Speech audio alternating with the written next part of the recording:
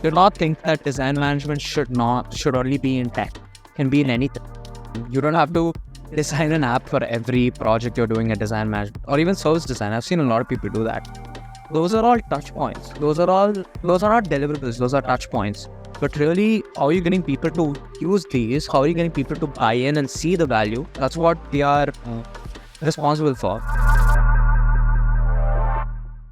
Hi guys, welcome back to the podcast. I'm your host Abhay Krishna, and today with me I have Vaha, who's the design management student here at CAT. He's also doing a very unique degree, and I want to talk about that also. Take it away, Mahan. Introduce yourself. Sure. Hello, everyone. I'm Mahanetran Murali, but you can call me Maha for short. I am pursuing my MBI, which is a Master of Business Innovation at SCAD, and that's on the design management program. And I've studied service design in my undergrad, worked as a UX designer, and now I'm excited to explore the management side of design. And I'm from Bangalore, India. So yeah, excited to get this started. Awesome. Nice to have you back. I know we've been talking about it for a while, but I'm got this idea by you. So thanks for joining. So tell us about the project that you have for us today. What are you going to talk? Sure. So I'm going to talk about this project called DMO. So DMO is basically Design Management Organization. We did take a lot of inspiration from future leaders of user experience, which is the Flux student body at SCAD. And we did this as part of a class, which was 702, EMGT 702. And that's Innovation Past, Present, and Future. Right. Just take us to the project, open up your project. Show it. Yeah. Sure. I'm just going to share my screen. Okay. All right. Hope that's visible for you. Yep. All right. So the project is basically around fostering culture with design and management. And like I said, this was for my DMGT 702 class. So it's a 3-member project, which was Liam Stoica, who's an alum of the design management program, as well as Monalika, who's a current student in the MA program at design management.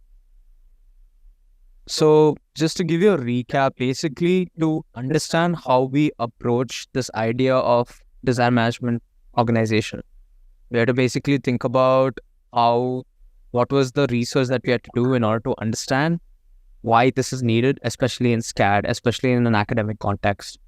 So we really broke down our secondary research to why we want to explore resource management and also keep it open for students on an academic level to kind of open up and gatekeep things.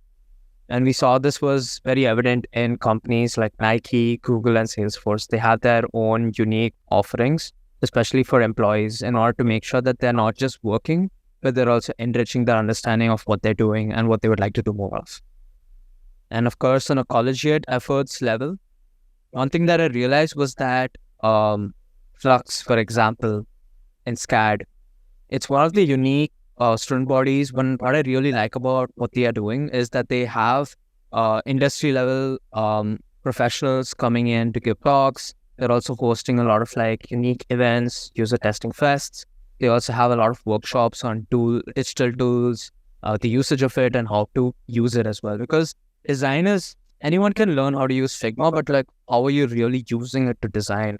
How are you really taking all of these practical learnings all the way from design's conception, from industrial design to right now what it is, because it is expanded to so many different things.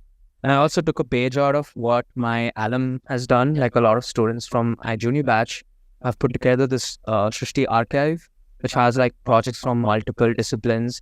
And it's really exciting to see that they've kind of made it open source. You can see how everyone's process is unique and different. And finally, when I move on towards the individual efforts, design giants, eminent influencers, celebrities, and even famous designers like Virgil Abloh, and you also have Saptarshi Prakash, who is the chief of design at Wiki India. So this is also for the Indian audience who will be watching. You see that design is something that's continuing to evolve, and a lot of people who are taking efforts to, just make sure that people have access to information that they could absolutely benefit from and like do really great work. So you're sharing all these different resources, but how are they using it is really up to them. But of course, we don't just tell them like, okay, this is Figma. We're also trying to help them understand like where do you use it, how do you use it, and why do you use it. So now that we have an understanding of how open source work is, we really wanted to bring these concepts together and like introduce it to the DMGT community at SCAD, because learning about innovation is one thing, but learning how to lead innovation is another thing. So really what we did was we did do a lot of ground level interviews. We spoke to faculty, we spoke to students, and we wanted to understand what are the real pain points, what are the challenges, what are the things that they really could benefit from, what are the improvement areas that they would particularly like to explore and experience at SCAD. And like I said, it's really about what is working well and how it could be optimized further. So you're not just looking at problems, but you're looking at what are the current solutions and how is it working and what could be done to like make it, like more overarching and beneficial. So we really did this through co-creation sessions. Now, a lot of people think design management is just about like, utilizing the resources and like the creative direction and just making something, but that's not true. You have to also think about like, you have to think about it from a user perspective. You have to think about like the service perspective, and then you have to think about it like what's the actual return of interest, like designers have to understand business, and in order to do that, you have to like work with people within and also people out. So of course, this was more for like DMGT students. So we had to like see what were the things that they really wanted to know. What is the knowledge gap that they're experiencing when they come into such a program, if any, and how could they bridge that gap and like make sure that they are absolutely ready to like, demolish all the classes. And it's not just about getting A's, right? A lot of people also brought about how they want to expand their network. They want to connect with more people. They want to see what is the opportunity for like, for the projects. Because design management is not just about, design these days is not just about making an app, making a website, but how do you really work with people? How do you bring people together? How do you like ideate and think outside of like, the digital or the, anything, any kind of deliverables. So really, we just wanted to explore like what the design management students want to get out of, this program. What are the resources they would require and how they would further expand their learnings and the concepts that they're doing in class. So basically, to recap everything that was done, we realized that for the DMGT community to actually thrive, you want to take it from surviving to living and then finally to thriving. So in order to do that, we realized, okay, we need workshops, we need guidance, we need resources. We also wanted to have a good established network of alumni. Also, a lot of designers are not aware of like the competitions or the contests that they could be a part of. There's DMI, which is Design Management Institute's essay writing or value awards. The student-led organizations, not just the Flux program. There's a lot of student clubs. Also having town hall meetings, because you're learning all these things, but are you really reflecting on them and able to apply them in areas outside of your academic sphere? So really, we just created like this quick mind map to like see what are the things people want, what they're looking for, and what they could really take forward and build on in the future. So really, this project was about introducing something new. It's communicating the new. So the real challenge was that we had a very diverse customer profile, right? We had a lot of gains, we had a lot of customer jobs, we had a lot of pain points. The real thing that people really want to take away from a program or something that's built for such a program is that they want to have a knowledge of how design management is applied in different industries. They want to be able to network. They also want to learn how to design for business. And also the current customer job, at least for the design management students, is really to create a portfolio that is helping them stand out in the industry, making sure that they are, like versatile. It's also helping them develop a resume, develop like the right project experience that could help them like reach out to people and be visible. Exactly. And finally, the pain point that we really noticed was that initially there was a limited faculty base. There's also a lack of knowledge of the design management program outside of SCAD. Also knowing what to do after SCAD is a real problem that people are experiencing. Like, I've learned all these things, but what title do I take forward? What work do I do? And also the lack of free time. I think like free time is, it's very subjective. How people spend their time is really based on like what they're doing. What is the bandwidth that they have? Do they have anything that they're involved in outside of class? So taking all of this, how do we create a value proposition? So we really made a value map.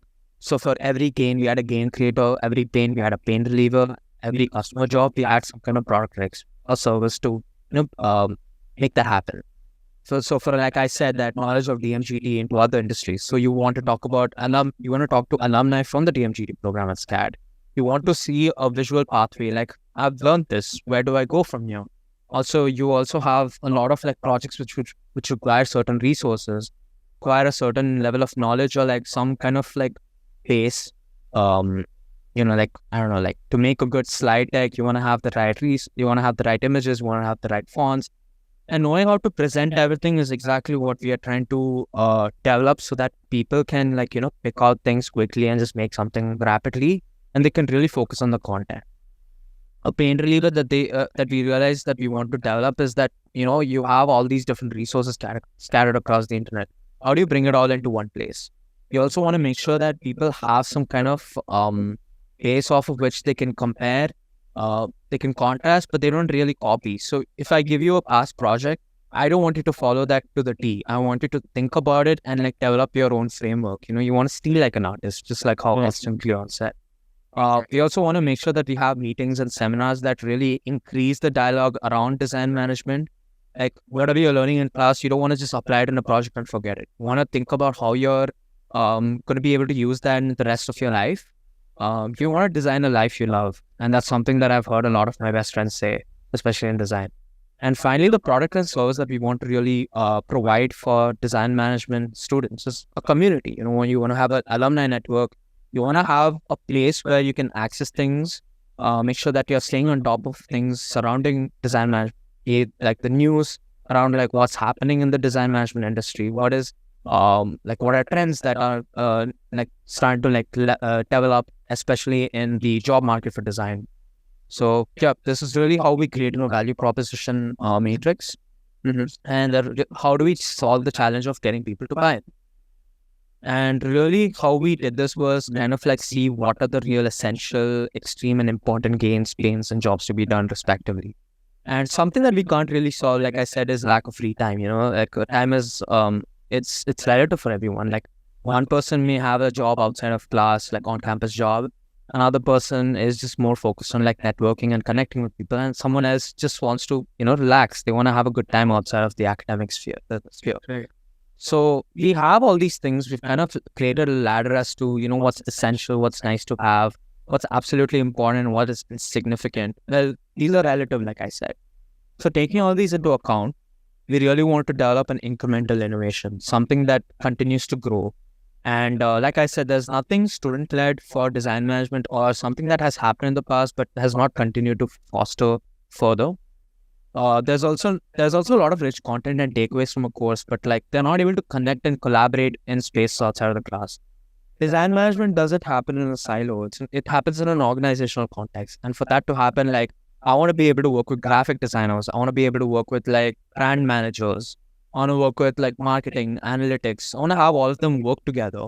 So in order to do that, how do you provide them a space for them to do that? How do you give them the tools to like make sure that they're able to collaborate, even if time isn't, time is like a inhibiting factor. And finally, how do you approach the problem of, faculty being spread thin? How do we as students enrich the space? And finally, like I said, the resource bank, you want to have quality design assets, tools and frameworks that really speed up your workflow. So you really focus on the content and what you're bringing in, not like how you're just presenting. So we really developed a conceptual center, which is like, where does the student-led organization stand between faculty, students, and PMGT? So initially, this felt a little dated when we spoke to our professor who was taking the class. So finally, we developed the new conceptual center where we are focusing on an amalgamation of product, service, and system. So really, just to go into that further, which I won't take much time on. The product here is that we want to have something that's like easily accessible. So I don't need to be in a physical space to do that. So it can be online. I could have a resource bank which allows me to access things quickly, especially for students who are looking for inspiration or something to speed up the workflow. And then finally, a calendar of events if anything is happening outside of class. The service here we're really offering through the design management program is like you want to have different seminars and workshops, networking sessions, and you're also having guidance. it's really just about working together and making sure that you're ungatekeeping things. So you're really helping each other level up and elevate without like, just pulling each other down. Like that's not right. Like design is all about like empowering and finally the system here is like you have students, you have faculty. Where does alumni come in? Where do all of these different competitions or like these ecosystems of like co-creation come in? How do we have student-led organization where even voting can take place? Because you don't want to have something that's just for that particular quarter or that particular year. You want to have this as a legacy system. So maybe there could be like some kind of leadership here. I won't spend too much time on this, but because this is really just a network of the stakeholders and constituents. The key difference between a stakeholder is that they have some kind of like impact. There's something impacting them for what they put in. So if like a director puts like in a board of directors, right, they're all stakeholders, like they're all supposed to be having their end fulfilled. Then you have the constituents who are basically a part of this entire network, but they don't really have like a stake as much as like, like the larger executives do. So similarly in an educational like in an academic context, right, design management students, the professor, the entire community is the core stakeholders. But like the stakeholders which are direct to them are really like everything within SCAD or maybe even like outside of SCAD. And finally, the constituents, like different departments or like even people who are not really dedicated to the program, but they kind of like empower everything that's going on. Like for example, the staff, you overlook the staff that actually work at like these campus buildings as an academic space. So also taking all of this into account, design management is really about change, right? So who are the change agents in this context? It can be the student organization, student organizers of said, student body. It can be the faculty, and of course the program community, like people who are coming in to take something away from like what's happening. So really, we kind of created like this visual to represent how stakeholders and constituents are connected together. So we have the alumni or the industry professionals and content that they are creating, or even the content that the student organizers are having. So really every session is like it's like a proceeding on like a meeting, but you don't want to have like too much going on and you don't want to have like too less going on as well. You want to basically create that pie and you want to have that value created so that people continue to come in every time expecting something new. And then of course the faculty will be there to kind of make sure that things are going right. They're able to also vet the content so that you're not just showing something to the program community. You want to make sure you're showing the right thing. Of course, the program community is also like students from the design management program, but you also have people who are onlookers from outside who would love to be a part of such things, because you do have particular majors who can take design management classes. So how can they also be a part of this? And of course, I said, staff at the shed or like basically any other campus building, they kind of allow these things to happen. They're making sure that the maintenance and upkeep of these facilities are on point. And also to kind of incentivize people to come in, you want to have something like pizza and coffee, what a meeting would have, you basically have the tech that actually facilitates these conversations, this session. And you also want to make sure that you have a dedicated time. So keeping all of this in mind, we created like a very rough roadmap for like our approximate plans for a quarter, making sure that we are having sessions either throughout or in specific weeks. So you don't want to impact or hinder like what's happening in week 3, week 5, week 7, and week 10, because that's where a lot of major presentations happen, a lot of like major deadlines happen, especially in the grad space. So we do have like portfolio and resume help throughout the quarter. We'll be working with SCAS system. We'll be taking support, like I said, from Chris Ridley, but now it's Chris Mahaffey, and also the faculty to ensure that students are on the right path towards success. We want to have workshops and seminars that are kind of enriching what's happening within each like students, like, like class or course for that quarter. You want to make sure you have user test tests, because a lot of projects do have like usability testing, a lot of user testing, and also a lot of like, like co-creation sessions. So you want to make sure that they're having access to a base for that. And also bringing in industry professionals or SCAD alum. And really, it's all about creating a space where students can come together and like they're not having any judgment. They can talk about whatever they're doing or like they're working on, as long as it's relevant. But basically, you want to make sure that it's a space that is judgment free and also like empowering for the students. Also, you want to make sure that if you are sharing any work, you want to have it, it's like exempted from NDA, and it can be academic or professional or personal. But really, it's creating a space where there's a dialogue for the work that's being done and the work that can be done in the future. Okay, one more small point before you go on ahead for people listening who don't know. SCAD has a quarter system. We don't have a semester system. So the way it works is we have 10 weeks of classes. Around week 5 is where our midpoint is. That is where things start getting a little tense, and like people have a lot of presentations and stuff. And week 10 is when we have our final presentations. Generally, that's how quarter that's how the quarter system is. SCAD. Go on, example. Yeah. No, thanks for adding that point. It is important to know, because I feel a lot of people kind of plan their quarter ahead, because SCAD allows you to tap into the syllabus and keep a track of what's happening, what are the recommended readings, what's exactly going to be happening each week. So we also want to have our finger on the pulse on what people are experiencing, how busy people are exactly. Right. And I'll just quickly run through this. It's a graph map, which is like entities, relationships, attributes, and flows. So like who's going to whom for what, who is responsible for what are the attributes, or what are the things that they can actually help with. So if you see like advisors, they can help with career advancement. They are empathetic to your cause. ISSO can also help you facilitate your CPT and OPT processes. Or even industry professionals, you have like people from SCAD or people outside of SCAD.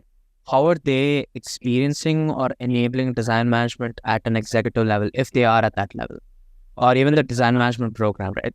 So really, how does our student-led organization come here? What does it fulfill, and like what are they doing exactly with each of these different like entities? So, of course, the innovation decision process is an important thing that we learn through this this particular course. So it's really split into like 4 to 5 steps, but we are only going to focus on the first 3-4 steps, because that's what we can do right now as a planning state. So the first thing is knowledge, right? What are the socioeconomic characteristics? What are their age? Like what are their what are they sympathetic? What are they empathetic to? What are their traits? Especially because you want to think about the traits that define early adopters and the majority and even the laggards of like any innovative offering, right? You also want to think about the personality variables, like what sets each person different, like what's individual about someone, and also like what are their design choices, like what are their rationale, and also the communication behavior. You have a lot of introverts, you have a lot of extroverts, you have people in the middle. How are you making sure that they're all involved in the social participation and they're also like interconnected, right? You don't want to have just the silent people like just watching things and just like being silent observers. There's no we don't want to like push people onto the platform and be like speak, but we just want to make sure that everyone's on the same page, everyone's involved. The next step of this process is really the persuasion, right? Like how are we going to get people to be like, oh, you know what, I see some value in this. So really this framework is just about what is the compatibility with this, what is the relative advantage that this innovation is offering, what is the trialability, right? Like can they come and like join just for like one session or two? Can they like dip out if they're not feeling comfortable or like they're feeling like there's no value? Is there some observability in this? Like what is the observable results or like impact of doing such a thing or like participating in such an innovation? And also, is there any complexity? So really, we realize complexity happens in terms for both adopters and creators, right? Like how complex can the content be? How are you going to make sure that it's bespoke and unique to every quarter, every class, or every student who's coming in? And also, it's the time that I mentioned earlier. So we did do a small session where we kind of introduced our concept. We initially called it SCAD Bird. We saw that it was intriguing to a lot of students, but they were also unsure if they have the time. Also, SCAD Bird wasn't a name fitting for SCAD's design management program, because the idea of like birds and the bees, like SCAD bees and then SCAD birds. So that was like a funny thing that came up, but it was interesting that somewhat odd out to that. Also, like people wanted more on-ground seminars compared to visuals. Visual seminars are like, virtual seminars. They wanted to make sure that it was immersive, interactive, and visual, which is exactly what design management prepares you to do, especially when you're in like a boardroom. You don't want to just drone on, you want to have something to show. So that's something that we're also following within design management, particular classes where they have readings. So taking all this into account, we kind of refined our concept. That's where we came to the name DMO. And I feel like it's easier to say DMO than Design Management Organization. Right. And We also decided to have a forum where the students can share what's happening, what they're doing with the community through a presentation if they want to sign up and they want to do so. We also want to have a strong branding which is in line with the templates or like whatever resources that we're sharing. It's really creating a unique brand similar to how Flux has done it. And we are really grateful that we have such a platform to be inspired by and like also follow in the footsteps of. But we want to make sure that we have particular offerings. What is something that we are doing differently is also like what they kind of like instilled in us. And of course, plans to speak to, faculty to include these as ELOs, because a lot of students, like they go for SAT, they go for like all these field trips, they just write it down and they're like, oh yeah, I'm done. But is it valuable? Is it something that they can tap into outside of class that is incentivizing them to come and like take away? And also it helps with the reduced lack of time. So if you come for such a meeting, it can count as an ELO. So really coming back to the challenge of getting people to buy in, like I said, lack of free time, that's not something you can really like work around, except maybe have the roadmap. And finally, we created a visual platform, like an online platform, virtual platform, sorry. And I quickly made a DMO website, basically covering the homepage, the events, the resource bank, and also a network page where you can see like profiles of like past SCAD DMGT students, or maybe even like add someone to the network if you feel like I've spoken to someone, I feel like they could definitely be a part of SCAD's DMO network. And this is just the tip of the iceberg. Like I said, like we just basically had like a mock-up, like a, just to show like how does it look, what would someone take away from seeing it. So out of the bat, you see the upcoming events, you see an opportunity to join. It talks about the mission and vision. You have the different events that are going to be happening soon. Also, one thing that we realize is when events happen, no one has like the minutes of the meeting, or they can't access those, or they just have to watch like recording. So why not have like something that's quick and easy? It can be digestible, like a newsletter, like something that's like a minutes of the meeting. I love that. So that you'll have that right beside the events here once they're done. Yes. So you have that on the, so you can see it. You can just go through like the like top line view of what's happening. And this is the resources page where you have like different resources on like images, fonts, colors, etc. That could also help you make your presentations in a fix if you're spending too much time. And you just saw it briefly, but that was the network page. Right now, it was only 3 people that I could add based off like my conversations and people who do come to like peek at SCAD's virtual events. But yeah, that's basically, this is the overview of like what TMO's website looks like. Now, moving on to the decision process, like how do people want to adopt? So whoever wants to adopt, they will be able to work with them and show them the relative advantage of the community so they can continue to adopt rather than discontinue. So if they do reject, we want to see how we can work around what their expectations are. How can we work through the trialability and observability to actually, get them to come back later. So if not now, like there is a chance for them to come back later. There's always a space. There's always a seat at like DMO for anyone who's like willing to hop in. So the next steps, right? So this is a 5-step process, like I said. The next steps would be the implementation. So really, this is something I spoke to Chair Peters about, Chair J. Peters, who works at Park as a partner. Now he's the chair of design management at SCAD. And really, I did have a chat with them earlier, just to like show him all that we've done. How can we move towards the implementation? And of course, like I did bring up the factor of time, which is something that he said that Flux is able to navigate around that because their base is mostly catering to undergrad students. And because they have a lot more free time, or like they have more like bandwidth to provide all these events, graduate students are here for like the academic offerings. But also like one thing that he really liked was that we are bringing our focus back to competitions and awards. Places where you can like, showcase your talent, where you are having all this work. Tangible result. Exactly. How do you make it more like accessible to people around the world rather than just like to yourselves or in your silo?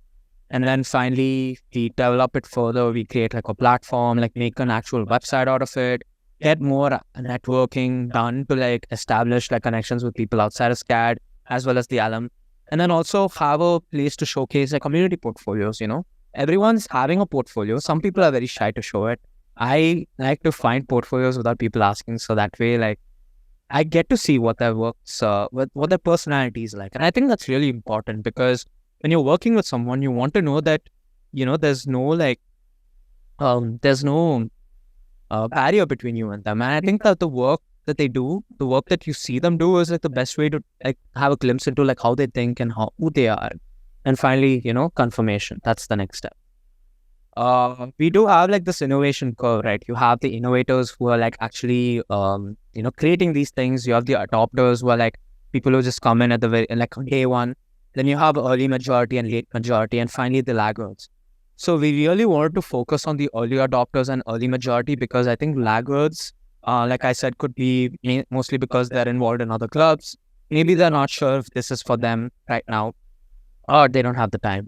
So yeah, that's really just how we came together and made such a project. And we took just 2-3 weeks. So I may have taken like 20-30 minutes to discuss all this, but it did take quite a lot of time to actually get together. We spent more time on the name, actually. Okay. No, yeah, naming things and branding things is like a huge part of it, because that is the first thing that people see, and that's the first thing that people interact with. So that needs to be important. I get that. Absolutely. Yep. So yeah, I know you've run by it quickly in 20-30 minutes, but even yesterday when I was on the other podcast with Abhishek, everybody seen it. Even though he presented it in such a short time, they saw glimpses of his sketches, they saw his whole process, and they understood how much work actually goes into designing one product. Like, we do all of this in like 10 weeks, but the amount of work that goes into it is insane. Yeah. And really, I've noticed that when it comes to these practices of like presenting all of your work, you need to be knowing who's your audience, right? Like if I'm having an audience who's like very detail oriented, they would have to see all these things. But if I'm presenting to a recruiter, right, I need to be like 5 to 10 minutes. I need to be very quick. I need to tell a story. And I hope everyone enjoyed the story of like how we came about this. But really, if you were there for the ride, you would actually see how it went by. Like, what are the difficulties we faced? But yeah. Yeah. So I have a question about your teammates. So you mentioned that you had an alumni in your team as well. You have someone else as well. So how did your team come? Like, what was the inspiration behind this project, and how did you guys start off? Yeah. And I said alumni, basically, he meant like he's an alumni now, but in the winter quarter, he was with me. Like, he was in my class. Okay. Yeah. So it was really just like a group-based project. Like, we could choose who we wanted to work with. And I wanted to work with Liam because he's a brilliant design management student, and he has studied at SCAD before in the UX department. And I got to see how he thinks through the presentations that we did in the class and previous quarters as well. He's very nimble, he's very quick, he's also very adaptive, and I really like how we are able to bounce the ideas off each other, and it's like always a fun time like getting to chat with him and work with him. And we did have Monalika jump into the group as well towards like, I think at the very start itself. So she's an furniture designer, I think. Yeah, so she has her own practice. So we got to have her as part of the team as well. So it was nice getting to work with like someone who has been at SCAD and someone who is outside of SCAD just like me. So we really got to develop something that is SCAD centric, but there is the opportunity for this to be inculcated within other educational institutes, not just at SCAD. It's not just oriented towards design management, even though our project is. And really the thing that stands out is that resources, having access to the right people, the right things that help you do your work well, do your work right, and also share your work to the world. So, yeah. Okay, and you were also mentioning about a few challenges you had across like the whole project. Can you just mention a few of them, one or two of them, and then also how you were overcame that? Yeah, I think the real challenge was making sure that everyone's schedule was on point to work on this after class, because we did get this presentation and the process book done like a week before the actual presentation. But in order to do that, like I was working with Liam, who's a tennis player. So he's a part-time tennis. I think he's a captain on the tennis team when he was here. So making sure that we're navigating around all that, we are having rich content, we are having a lot of good information. we're also able to like have a session with like people to, see like what their heads are at, especially around DMO. What is that buy-in like? And I think another thing was that when we were speaking to the faculty, we did have like kind of conflicting opinions on what they are willing to share to students to make sure that they know what they're doing is right. Because like professor is great, like sorry, one professor is like good to is like glad to share like past projects and like show students like this is how it was done in the past. But the other is not very was kind of reluctant, because you don't want to create a culture where people just see what was done before and kind of copy it. And really, it's also about teaching people how to know how to steal ethically, especially in design. Design, there's no, there's nothing that's called original. It's really just what is your input that makes it unique to you, and people can see it and say, "Oh, this is yours." So I think that was what we were trying to do. And of course, there was a conversation that came up from a professor who said this was attempted in the past, but really they had a lot of like they mentioned a lot of specific things like, oh, students are going to be a part of our community. They should only work on projects outside of class. They can only work on passion projects. They can't work on any academic projects or professional projects. It's just like, it's such a killjoy. Like, let people work on what they want. Let people discuss what they want, but make sure that it's relevant. I think as long as things are relevant, you should be fine. So that's something we realized, like, okay, we need to remove that barrier so that people have a value to, like, see value in these things. And like I said, lack of time both for us to innovate on this and lack of time for people who would love to be a part of this. So how do you make sure that people are still accessing these and still see value? And we cannot do in-person presentations if this were to become a thing, if people are not having the time to come in. So really, that was also a major challenge. Like, how do we get people to come and like be a part of this, participate and like kind of volunteer or like maybe even be a part of the panel? And also setting up a legacy system. Like now that me and Liam and Monalika have designed this, we've strategized and created all of this. Who's going to take up forward if we are not there to like actually make sure that we share beaters or some professors like, I like this, let's do this. But like maybe future students who would not have the time. So it's really like how student bodies in your like schools and like undergraduate studies, like how they've kept a legacy system. It may not be possible to do that in a graduate level, but it's not impossible, but it can be hard to pull off. No, you need to find the right set of students in the next batch to pass it on to, and there are a lot to. Yeah. Yeah. So you were talking about like design management and the things you were doing before. How did you land in design management exactly from where you started? I want to know about the journey of where you how you got it. Yeah. So like I said, I did my undergrad at Srishti, Institute of Art, Design and Technology, and that's in Bangalore again.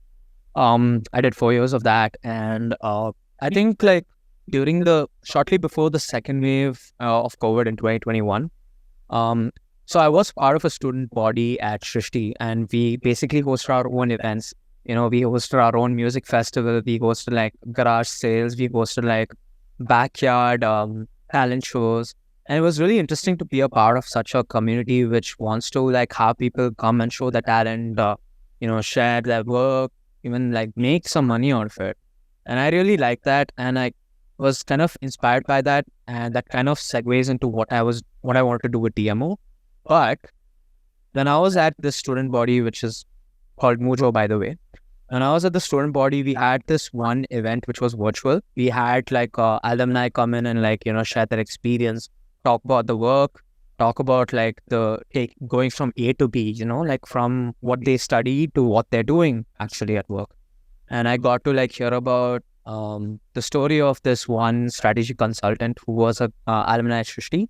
So she studied at Parsons for her graduate program, and she works as a consultant now.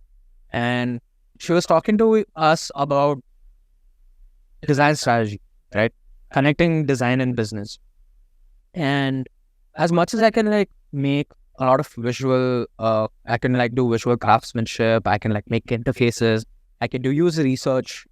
How is that exactly benefiting both, like the people who are doing all this, who are willing to invest in all these things, and how can that also benefit the users, the end customers, the end consumers, right? Um, I was exactly I was more inspired by the fact that there is an entrepreneurial mindset to this. There is a management aspect to this. You have all these different like creative resources. You have all these different people doing great things in their niche or their craft.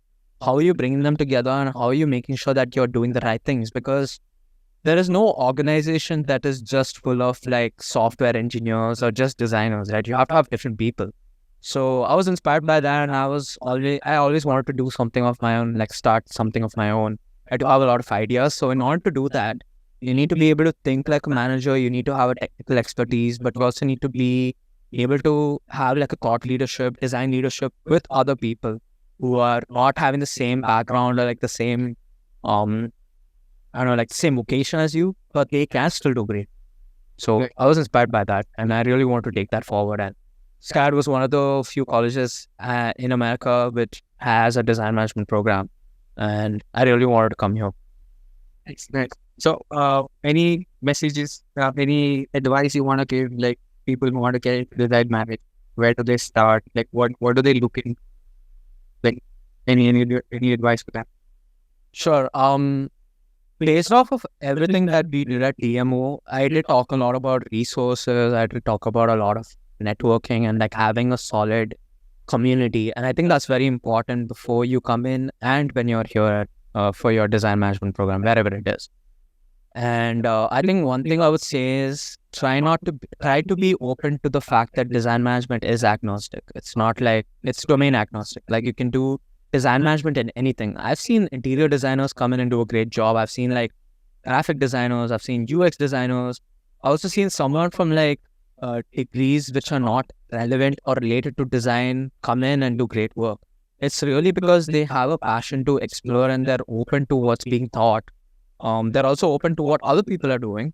And really, graduate school is, I mean, if you're doing graduate school design management, because I don't think that's there for undergrads, but if you're doing graduate school, it again reinforces the fact that you're not only learning from your faculty, but you're also learning from your peers.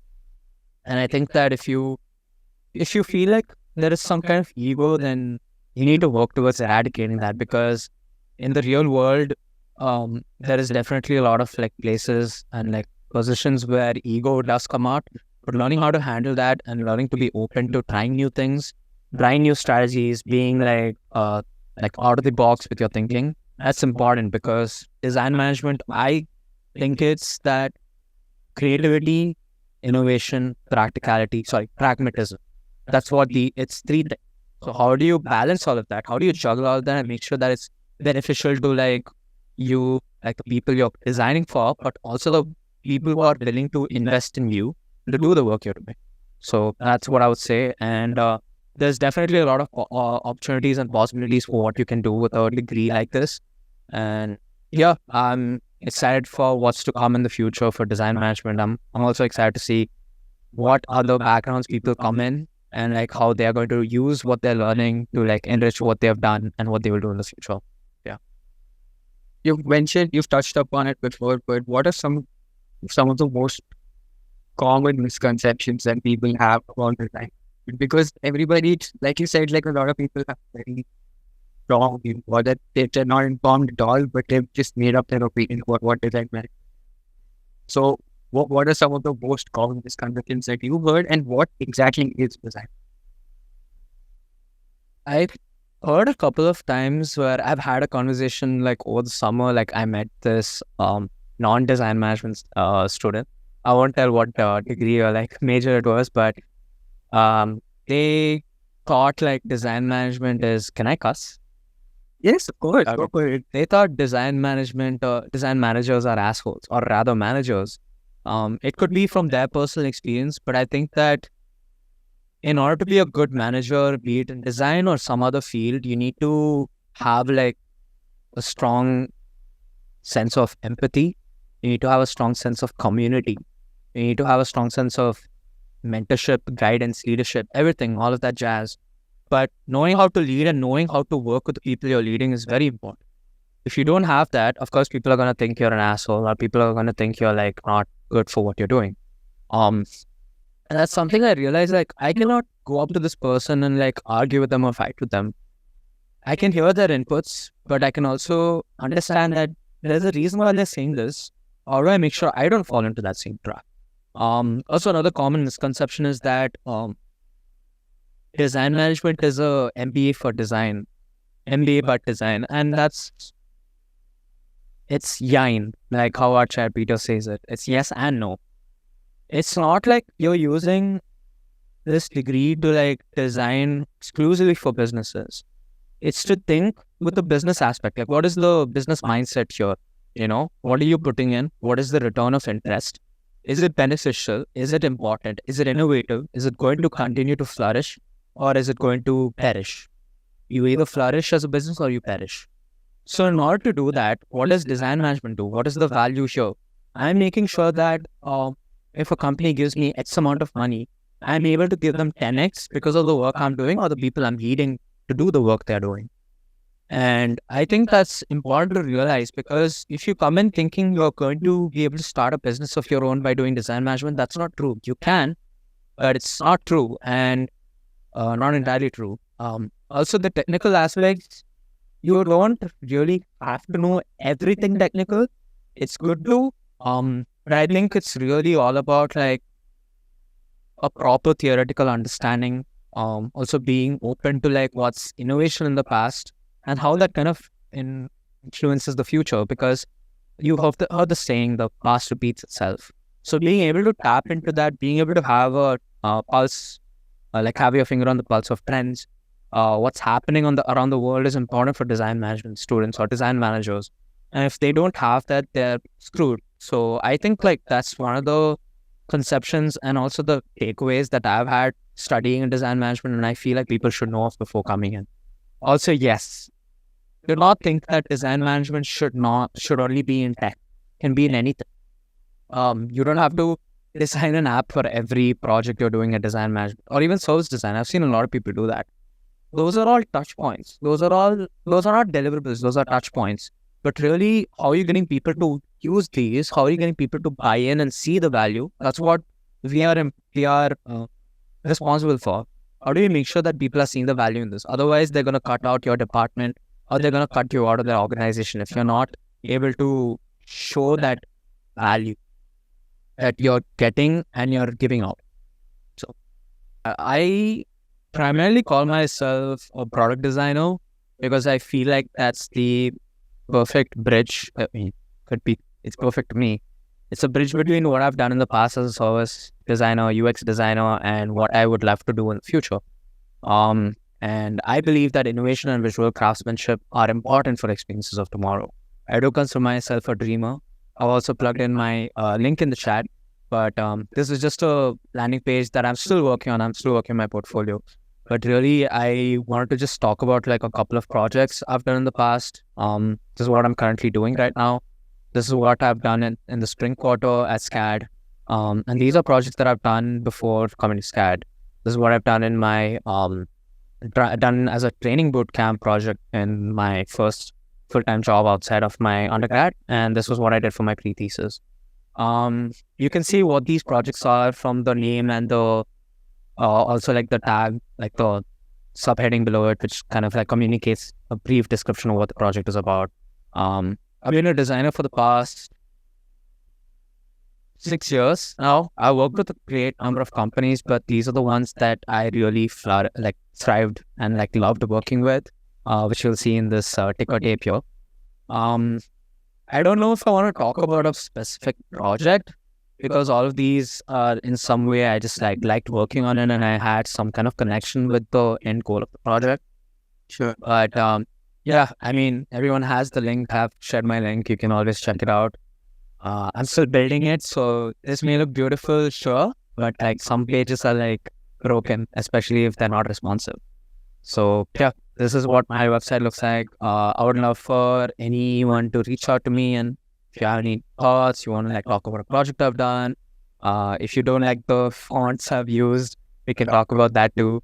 This is Satoshi, which I've used.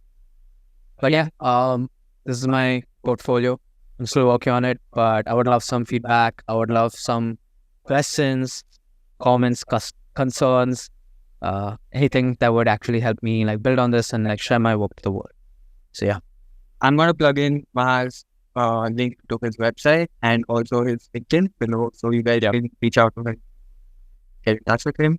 Maha is currently looking out for internships, so if you know anyone who needs a product design, you know who to get in touch with. And I hope you guys learned something about design management, and he cleared some of your misconceptions about what design management is and what. Thanks for coming on, Maha. All right. Really great chatting. Absolutely. Thank you so much for having me, and thank you everyone for watching.